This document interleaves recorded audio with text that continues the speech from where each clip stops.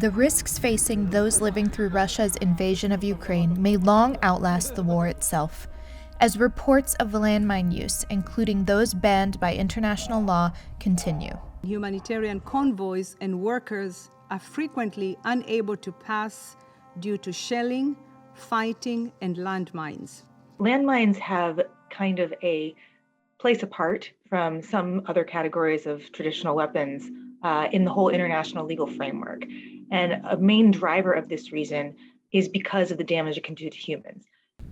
A landmine is an explosive device placed in a stationary location or under the ground.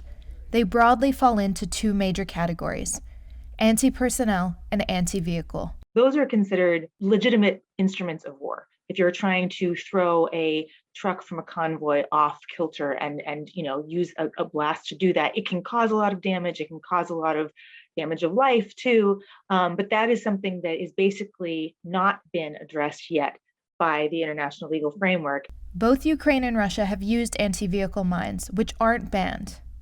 Anti-personnel mines, however, are, because they're easier to set off and more likely to hurt civilians. And they're designed to detonate by the presence or proximity or contact of a human being. So there's no decision in there to target and determine if the victim is a legitimate target.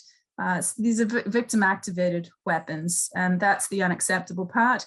And that's the reason why 164 countries got together in 1997 and created the International Mine Ban Treaty. The signing of this historic treaty at the very end of this century is this generation's pledge to the future. There's a high emphasis on all of the countries that are part of the treaty annually reporting what they have in stocks, what steps they're taking to destroy them, and so on. And that in itself aids with accountability, because if evidence comes out later that those mines were used, it's possible to trace it back. Ukraine signed the Ottawa Treaty in 1999.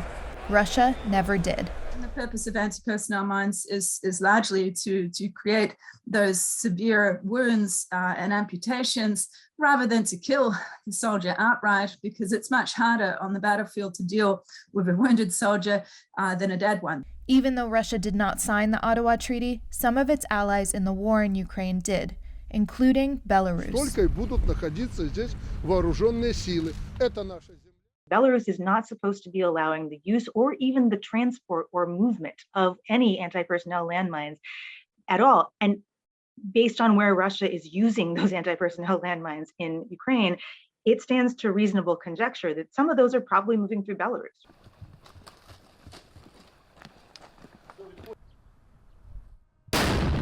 These are recently manufactured landmines that Russia is the only one who produces them, who stockpiles them, and therefore it's using them. Internationally prohibited anti-personnel landmines are being used in Ukraine right now. The evidence points to Russia being responsible for that use.